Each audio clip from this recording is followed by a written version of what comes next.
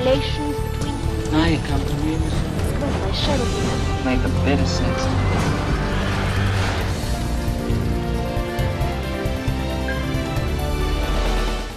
Сайн бацхан уу эрхэм хүндэт үзэгчдээ та бүгдийн амралтын өдрүүдэд зориулан гаргаж байгаа кино үзэх цаг нэвтрүүлгээрээ дахин уулзж байгаадаа таатай байна. Бид өнөөдөр та бүхэнд 1968 онд Италийн кино найруулагч Франко Зеффиреллигийн бүтээсэн Ромео и Жулиетта киног толиулахад бэлэн болоод байна. Ромео Жулиетта 2. Английн алдарч жүжигийн зохиолч Уильям Шекспирийн өсвөр насныхны хайр дурлалын түүхийг өгүүлэх Ромео Жулиетта 2 зохиолоос сэтвэлсэн нэлэгдсэн олон бүтээл байдаг. Эдгар киноноос үзэгчдэд хүрсэн, үзэгчдээс хамгийн өндөр үнэлгээг авсан нь 1968 онд бүтээгдсэн найруулагч Франко Зеффиреллигийн энэхүү бүтээл юм. Британи болон Италийн уран бүтээлчдийн хамтын бүтээл болох уг киноны Ромеогийн дүрд тухайн үед 17 настай байсан англи жүжигчин Леонард Вайтинг, Жулиеттагийн дүрд 16 настай байсан Аргентин жүжигчин Оливия Хаси нар тоглосон нь уг бүтээлийг илүү өсвөр насны үзэгчдэд хүрсэн бүтээл болгон алдаршуулжээ. Найруулагч Франко Зеффирелли киногоо анх өргөн дэлгэцийн бус телевизийн бүтээл болгохоор төлөвлөж байсан ч кинонд Paramount Pictures-ийн оролцох болсноор зардлаа нэмж өргөн дэлгэцих болсон түүхтэй. Энэхүү кинон Шекспирийн зохиолоос сэтвэлсэн бүтээлүүдээс хамгийн ашигтайд тооцогддог байна. Учир нь 1 сая хүрэхгүй буюу $850 мянган бүтэж 38 сая долларын ашигыг олж байжээ. Тус кино Америкийн кино урлагийн шилдгийг шалгаруулах Оскарын наадмаас шилдэг кино зураг авалт, шилдэг дизайн гэсэн хоёр төрөлд шагнал хүртэж, мөн дэлгэцийн шилдэг бүтээл, шилдэг найруулагчид нэр дэвшсэн юм. За тэгэхээр уг кино ба жүжигийн зохиолын ялгаа юу юм бэ гэсэн сэдвээр ярилцахаар манай нэвтрүүлгийн студид урлаг судлаач Батгуйгаа хүрэлцэн ирээд байна. Сайн байна уу? За. Юуны түрүүнд Шекспирийн одоо тий уг зохиолыг одоо бичих болсон шалтгааныхын талаар хоёлаа ярилцъя л да. Тэгэхээр тухайн одоо Шекспирийн амьдарч исэн нийгмийн үеийг бодоод үзэх юм бол тэр үед том хаад ноёд тийм үү? Аль эсвэл язгууртан дээдсийн талаар их зохиол бичигддэг байсан. Гэтэл яагаад энэ Шекспир одоо тийм ийм энгийн хүмүүсийн амьдралын талаар анх удаа энэ зохиол бичгээр шийдсэн юм бэ? Энэний талаар хоёлаа ярилцъя тэхүү. За. Ер нь бол түүхэн нөхцөл байдлыг ажиглах юм бол хоёр том шалтгаан байх шиг байгаа юм. Нэгдүгüүрт бол шашны их харцангуй юм одоо хүчирхийллийн цаг үе дуусч хүн төрөлхтөн бол оюун санааны юм чөлөөт зүйлүүдийг эрэлхийж эхэлсэн. Тэгэхээр тэр үед бол хутагт хуулгаадуудын түүхийг хутагт хуулгаадуудын одоо тухай жүжигүүд магадгүй тухайн цаг үед их тавигдж байгаа те. Тэгэхээр нөгөө шинэ хандлага оюун санааны шинэ үе ирэхээр бол хаад түүхэн бааtruуд түүхэнд гавьяа байгуулсан хүмүүсийн талаар сонирхолч гэсэндээ их дэлгэрсэн байх талтай. За нөгөө талдаа бол ерөнхийдөө Ромео и Жулиетта гэдэг энэ жүжигийн зохиолын өмнө бол Тристан Изальдо 2 бол домгоороо байжсэн. Тэгэхээр Тристан Изальдо 2-ын домгийн маш олон өгүүлэмжийг бол Шекспир энэ жүжигийнхээ үндсэн зүйл болгосон шүү дээ. Тэгэхээр энэ хоёр талаас нь ингээд харах юм бол Шекспирт бол өмнө нь бол нэг том хан байж тэр ханыг бол давж гарахын тулд бол хутагт хуулгаадуудын түүх намтар тэр баатарлаг үнэн явдлын тухай биш харин эгэл жирийн хүмүүсийн хайр дурлал тэдний одоо амьдралын тэр нэг мөн чанарыг харуулах гэсэн нэг юм эрэлхийлэл нь Шекспирийг магадгүй энэ жүжигийн зохиолоо бичихэд хүргэсэн байх гэж хараад байгаа юм. Тэгэхээр та бодож байгаа бол таны бодож байгаа бол одоо сүм хийдийн ерөнхийдөө тэр нөлөө буураад ихсэн ба шүү дээ тийм үү. Тэгээд ерөнхийдөө энэ жүжигэн зохиол гэдэг юм бол арт түмний бас нэг тий нэг хэсэг болоод ихсэн гэж ойлгож болох уу тий. Тэгээ ер нь бол тий. Шекспирийн магадгүй театрын урлагт хийсэн хамгийн том зүйл бол нөгөө нэг тийм одоо илүү их өндөр үнэлэмжтэй тий байдаг байсан тэр театр гэдэг зүйлийг бол зүгээр л эгэл жирийн англи хүмүүсийн амьдралд тийм үү. Эгэл жирийн хүмүүсийн амьдрал тэдний сонирхолд таацуулах, нийцүүлэхтэй тэр төвшөнд нь илүү хандуулснараа театр илүү Шекспирийн цаг үед бол ардчлагдсан гэж томьёолд байдсан шүү дээ.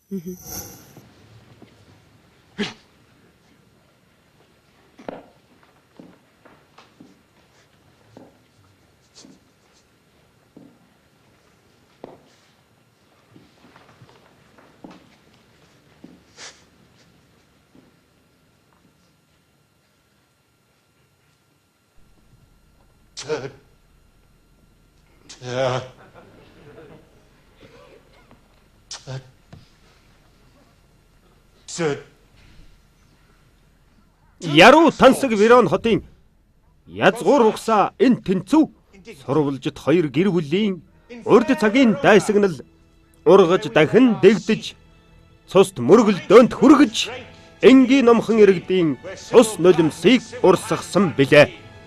Тэгэхээр Шекспирийн өөрийнх нь хувь хүнийхэн талаар хоёлаа ярилцгаа тий. Шекспир өөрөө ер нь таны бодлоор тий та бол бас мэрэгжлийн театр судлаач хүн. Тэгэхээр Шекспир ер нь хувь хүндийн хувьд ямар хүн байсан юм бол тий? Яагаад иймэрхүү зохиолуудыг бичиж ирсэн юм бол? Яагаад зүгээр энгийн хүмүүс гэдэг анх удаа ингэ сонирхоод ирсэн юм бол? Ер нь бол яг Шекспирийн намтар талаар биш үү тийм ээ. 1500 орчим судалгааны бүтээлүүд байна гэдэг юм. Тэр нь бол одоо англи хэл дээр ч бай тийм үү бусад хэлэн дээр Шекспирийг дагнан судалсан. Тэгэхээр энэ судлаачдын дотроос ер нь Шекспирийг бол илүү их гүн тэр нийгэм цаг үедээ хувь хүнтэй судалсан тодорхой судлаачид бол байна л да. Тэгээ энэ судлаачдын биш тийм ээ таамаглал дэвшүүлээд байгаагаар бол Шекспир үлээх тэр эрсдэлтэй цаг үед нэг талдаа бол штэ эрсдэлтэй гэр бүлтэрч гисэн. Тэгэхээр Шекспирийн гэр бүлийн эрсдэл нь юу байсан бэ гэхээр хувийнх нь бизнес дампуурсан байсан байхгүй юу. Тэгэхээр Джон Шекспир буюу аав нь Беллиний бизнес хийдэг байж байгаад тэр нь бол тухайн цаг үедээ бол ашиг орлогогүй болсон. Тэгэхээр энэ ашиг орлогогүй болсноос шалтгаалаад Шекспир бол багаасаа байж тийм ээ. Тэг бие даасан амьдралын замыг сонгосон. Нэг өөр бол нэг 12 3 настай байхдаа Уильям Шекспир бол хоттой штэ. Хоттой бол махны худалдаачны дэлгүүрт ажилладаг байсан гэдэг тухай тийм баримт байдаг байхгүй. Тэгээд Шекспирийн ажиллаж байгаа тэр дэлгүүрт бол одоо мах худалдаж авахаар бол нэлээд хөрөнгө чинээтэй хүмүүс ирэх дуртай. Яагаад гэвэл Шекспир махаа зарахтаа бол өнөөх худалдаж авж байгаа хүнийхээ талаар их сайхан шүлэг зохиож хэлдэг. Тэгэхээр тэр шүлгүүд нь бол худалдаа авагчид нэг таалагддаг байсан учраас бол Шекспирийн ажиллаж байсан тэр махны дэлгүүрээс хүмүүс их мах ирж авдаг байсан гэсэн тийм баримт байдгийг. Тэгэхээр энэ бүхнээс үзэх юм бол Шекспирт бол багаас туулсан тэр нэг энэ амьдрал нь бол өөрийг нь бол ямар нэг байдлаар бол штэ эрх нөлөөтэй хүчтэй хөрөнгөтэй хүн болгох гэсэн нэг тийм сонирхлыг тийм хүслийг их багад нь бий болгосон байх гэж. Бий болгосон баг. Тэгээд ч тэр амьдрал зохиочоод тэр амьдралаа бол орхиод явуулын театрын жүжигчдийг дагаад ингээд Лондон хот руу өөрийгөө оргоо авчиж байгаа шүү дээ. Тэгэхээр тэр оргож байгаагийн шалтгааныг бол ер нь Шекспир судлаачид бол хоёр зүйлээр тайлбарлаад байгаа юм л да. Нэгдүгээрт бол ер нь өөрийгөө өштэй олохыг бол их хүсчихсэн. Ягаад гэвэл цаг үе нь бол тийм байсан. Хоёрдугаарт бол тэр нэг гэр бүлийн цаад хүчин зүйл нөлөөлсөн байх гэж. Гэр бүл зохиочихсон байсан, их нэртэй болцсон байсан, хоёр их хэр хүүхэд төрчихсөн байсан те. Гэтэл Шекспир яг энэ нэвээрэл явах юм бол магадгүй тэр Стритфорд хоттой тэр нэг махны худалдаачийн төдийгөр л амьдралаа өнгөрөөч гэдээсэн баг. Гэтэл Шекспирт илүү том зориг, илүү том хүсэл байсан байхгүй юу?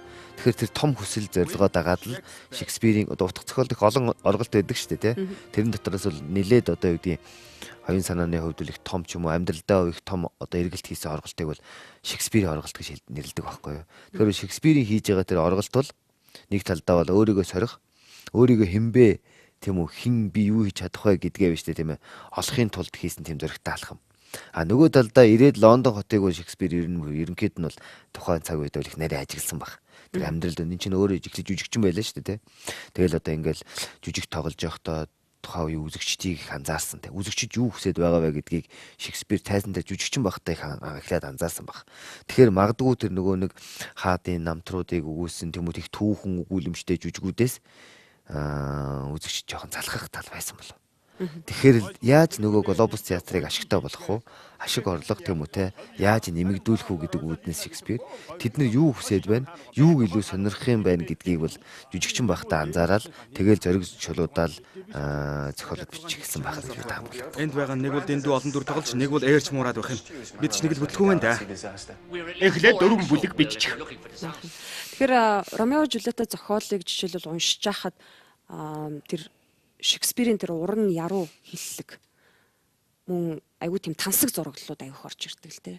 Айгүй тийм яруу байдлаар бичсэн байдаг. Гэтэл энэ Франко Зефиреллигийн киног үзэхэд бол бараг тэр жүжигийнхэн талыг нь үтэй те таллаад найруулаад тавьсан байдаг. Тэр үедээ яг шүмжлэгч нар яг Шекспирийн зохиолыг яг тэр чигээр нь буулгаж чадсангүй гэх мэтэр бол шүмжлэх тохиолдлууд бол мэдээж гарч ирсэн байгаа юм л да. Тэгэхээр хоёлаа юун дээр ярих гэдэг нь гэхээр кино урлаг тий жүжигийн зохиол хоёр юугаар ялгаатай юм бэ? Шекспир бол өөрөө шүү дээ тийм ээ. Эртний англи хэлний сонгодог өвийг бүтээгч байхгүй. Шекспир бол. Шекспирийн одоо тэр 154 сонет бол ерөнхийдөө англи хэл дутгах зохиол юм бол сонгомл зүйл.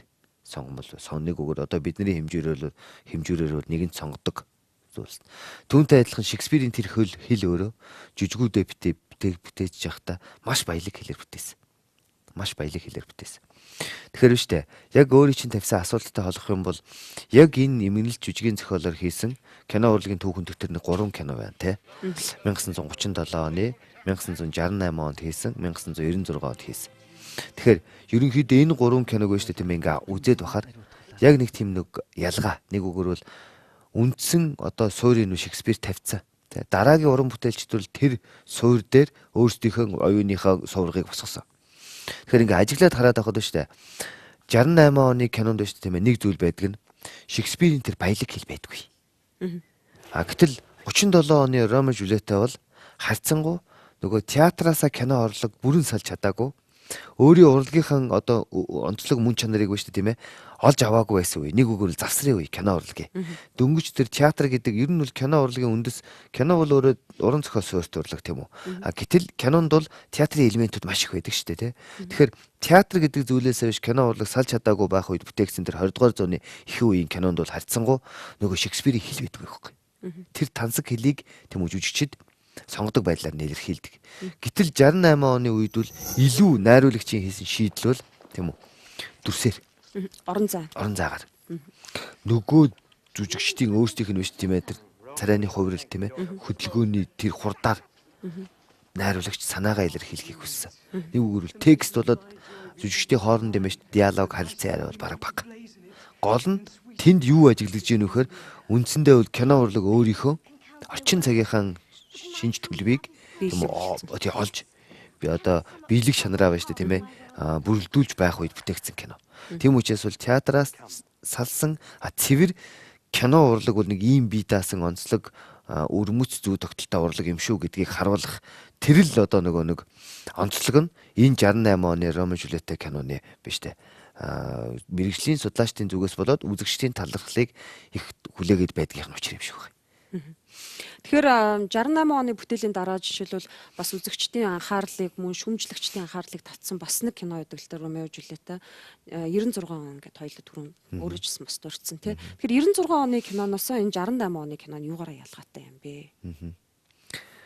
Ер нь бол альва урлагийн биш тийм ээ бүтээлийг үл бид нэр хувь уран бүтээлчтэй холбож тайлбарлахаас илүү бас тухайн нийгэм цаг үетэй холбол бас бүрэн дэлгэр болох юм шиг байна. 68 он гэдэг ер нь бол 60-аад он гэдэг биш тийм ээ. Дэлхийн аль өнцөгт манай Монголд ч ялгаагүй тийм үү. Ер нь бол Азиавт ч ялгаагүй, Европт ч ялгаагүй. Нэг үгээр үл өстэй соёлын хувьд биш оюун санааны хувьд хүн төрөлхтний шин сэргэн мандал их байсан байхгүй юу? Тэгэхээр энэ сэргэн мандал өөрөө юу юм бэ гэхээр нийгэмд биш тийм ээ маш олон өвөрмөц хандлагуудыг бий болгосон. Хүний амьдралын, хүний оюун санааны, хүний сэтгэл зүйн хандлагуудыг. Тэгэхээр биш үү нөгөө нэг Америк соёлын давалгаа бол яг үндэ бол 60-аад оны их үеэс дэлхийг бүрхэж эхэлсэн байхгүй юу. Тэгэхээр тэр Америк соёлын давалгаан дотор байсан хүмүүсийн биш үү нийгэм болоод цаг үедээ үзэх хандлагууд нь энэ кинонд бол 68 оны кинонд бол бүр ингээд тусгалаа олчиж байгаа юм.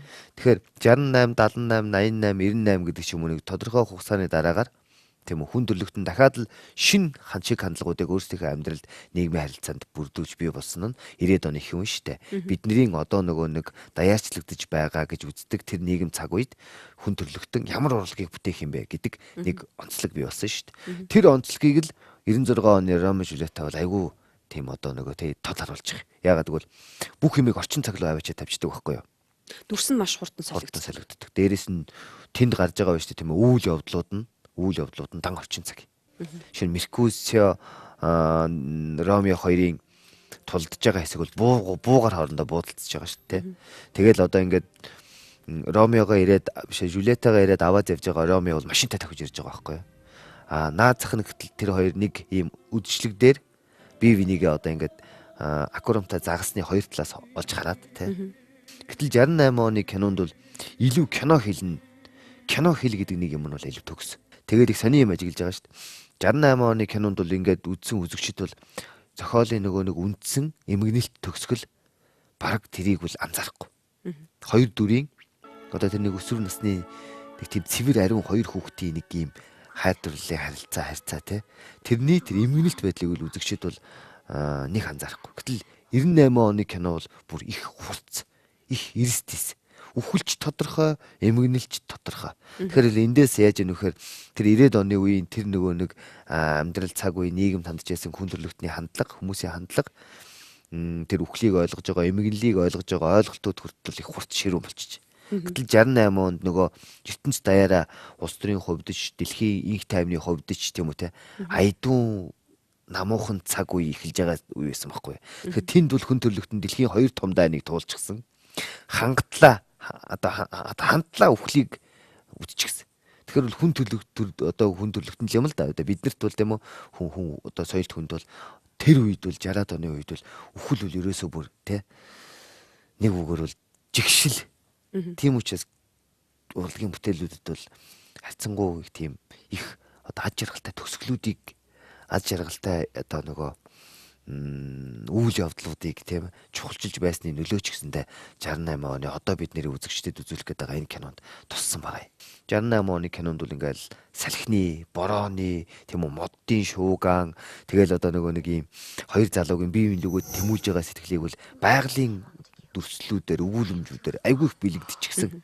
Тэгэл хоёулаа ингээл нэг юм хусан шуугууд дотроос бие биенийхээ өөдөөс тэмүүлж байгаа тэнэг сэтгэлийн зүйлүүдийг ингээл харуулсан байгаа. Гэтэл өмнөх бүтээгдсэн 37 оны ч юм уу хожим бүтээгдсэн 96 оны кинонууд дээр л нөгөө л хан байшин шат тийм биз дээ те. Нөгөө л одоо усан ориглуур те байж идэг шүү дээ. Нөгөө энэ сонгодог зохиол байгаа шүү дээ. Ромео Жулиета гэдэг нэг сонгодог зохиол маань Америкт болж байгаа үйл явдлыг харуулж байгаа нэгдүгürt. Тэгээд дээрэс нь өөрөө хэлсэн хотод болж байна тийм үү. Тэгэхээр надад юу гэж санагдсан бэхээр 90 оны тэр нөгөө хүйтэн дайны төгсгөл болцсон. Тэгээ ерөнхийдөө тэр нөгөө нэг альва тэр одоо хуучин Европын соёл бол ерөнхийдөө энэ уналт нь ихэлсэн.